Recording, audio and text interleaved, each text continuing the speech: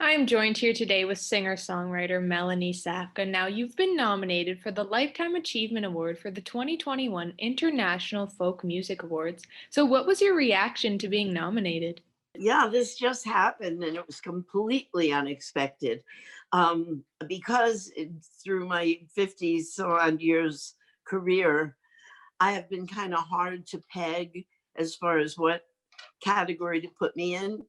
And when I first started, I had a guitar and long hair. I still have long hair, but it's up in a thing.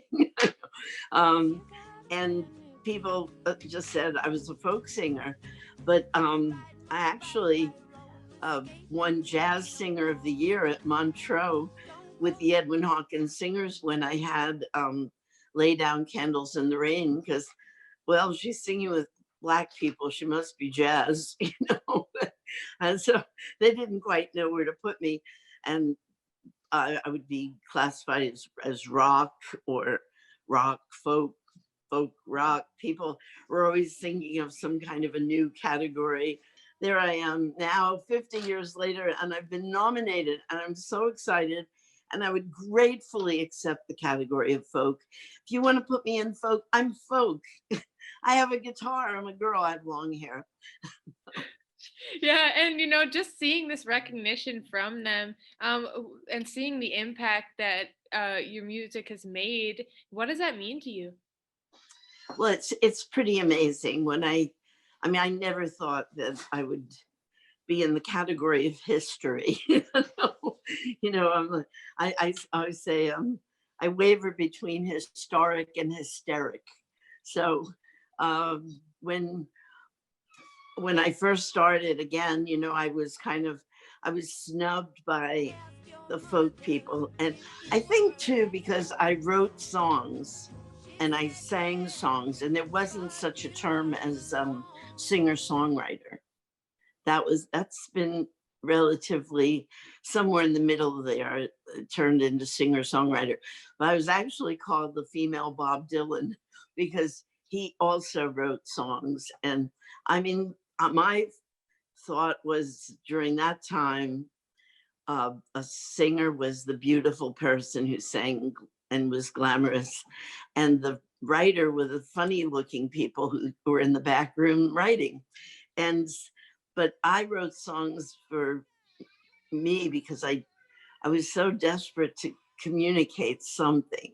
I was um, I had this strong feeling of wanting to be of service and to communicate messages of peace, but there wasn't an agenda on my part to do that. It was a need on me, in me. So yeah, so I became a an ungenred person. And with the Lifetime Achievement Award and with all the records you've released and even having a number one on the Billboard charts, what would you say? This might be a tough question, but what would you say is one of the best memories that you've had in your career? It's really, you're right. And it depends on the day you get me. And today, it just came to my head. It was a person who said that I helped to save their life. I mean, I think that if yes, no, I did not join the peace. I didn't. They refused me in the Peace Corps. I wanted to be in the Peace Corps, and I wanted to be of service to people and to help in some way. And when that person told me that, I sensed, I do have, I am of service in that way. That there are people out there that, and now I get letters since Facebook, and I get communications from people and how different songs soundtrack their life. And speaking of your fans, you are hosting a live stream concert at the end of Oh the month. yes, So, what can thank you for viewers bringing expect that from up. this?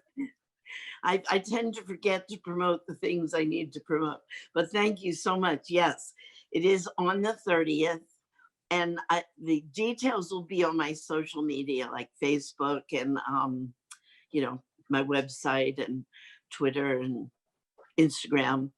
And yeah, I wanted to do a Christmas show, but again, I was moving and we were like in the throes of all of that. And so that didn't happen. And then we had internet problems, so it wouldn't happen on New Year's either.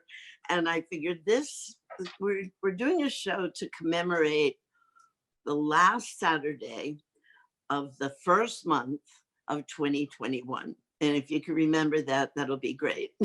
Well, thank you so much for joining me today, Melanie. Thank you. Thanks for having me.